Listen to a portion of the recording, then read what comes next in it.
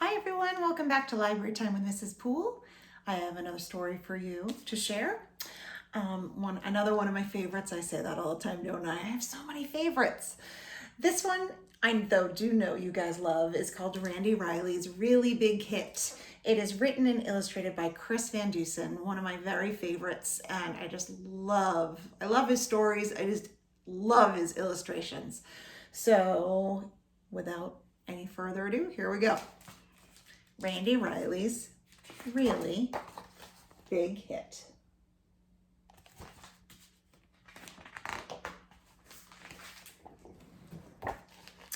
Randy Riley stood at bat. He gazed out at the mound. His knees began to tremble and his heart began to pound. Then Randy started thinking about the pitcher's throw. He wondered, without gravity, how far the ball would go. And as he stood there pondering, strike three went whizzing by.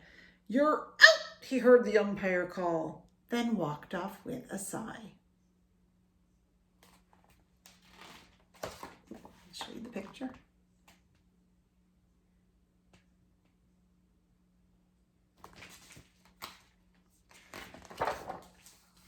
See, Randy was a genius. He just couldn't hit the ball. He struck out every time at bat. He wasn't good at all. But something beyond baseball brought a smile to Randy's face. What Randy Riley really loved was stuff from outer space. He studied all the planets. He memorized their tilt. He researched how the thrusters on the rocket ships were built.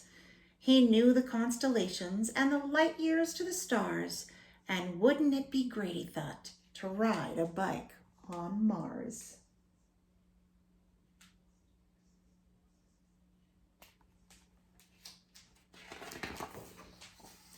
When Randy got back home, when Randy Riley got back home, he went up to his room. He knew he stunk at baseball, and it filled his heart with gloom. So he took his favorite robots from the shelf above his bed and staged a game of baseball with his robot team instead.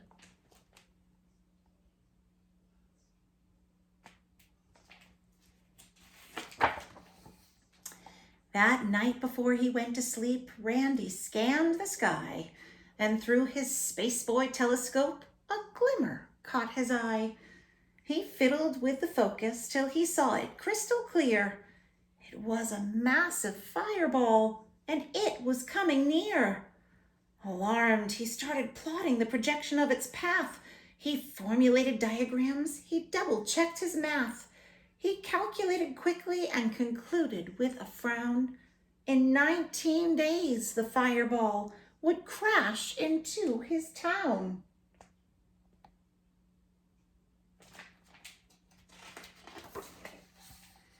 Randy Riley flew downstairs to warn his mom and dad.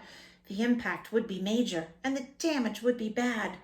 He explained the situation until his face was red, but they told him he was tired and they sent him off to bed.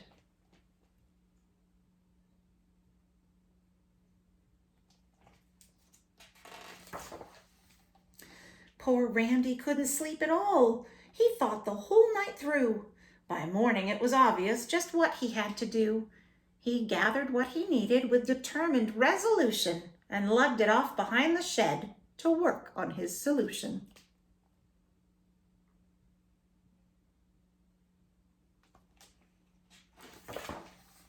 Randy toiled for 18 days while other kids had fun, but he was on a mission, so he worked until he was done.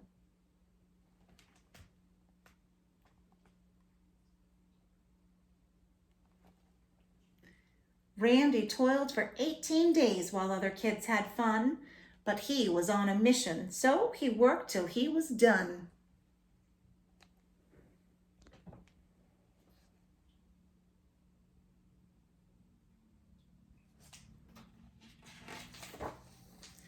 At breakfast on the 19th day, the news announcer said, "This is a special bulletin. This is a special bulletin. Emergency, code red. A fireball's approaching. It just flew. A fireball's approaching. It just flew past the moon. It's coming fast, so be prepared for it to hit by noon.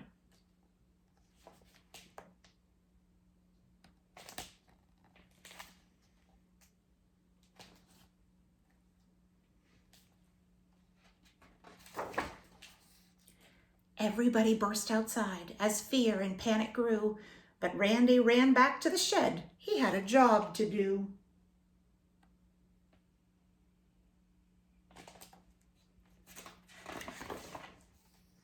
He grabbed the tarp and gave a tug. It slid off to reveal the mighty mammoth robot man he'd welded out of steel. The robot needed power, and Randy knew precisely that 97 batteries would energize it nicely. The eyes lit up, the engine whirred. Step 1 was now complete. So far, so good, thought Randy. Then they thundered down the street.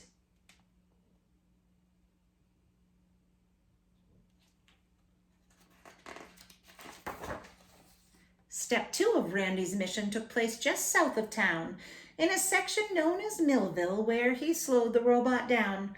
The robot ripped the smokestack off an old abandoned mill. Then Randy turned the throttle knob to march him up the hill.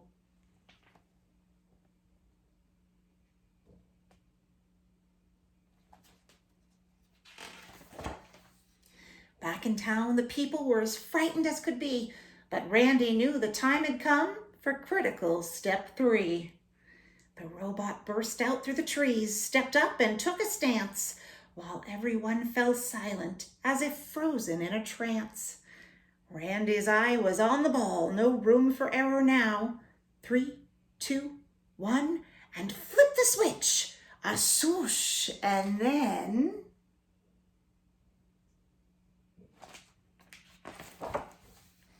kapow! A blinding flash, a booming crash. He knew what he had done. Randy Riley... A blinding flash, a booming crash. He knew what he had done. Randy Riley had a hit, his very first home run.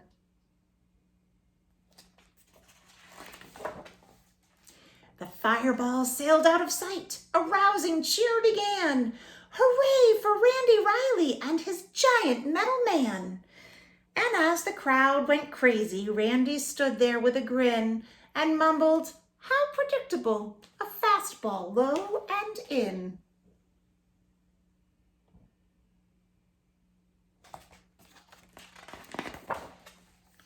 When things returned to normal after Randy saved the day, he went back to the baseball field to join his friends at play. And though he swings in earnest, he rarely hits the ball. But that's okay, 'cause Randy's had the biggest hit of all.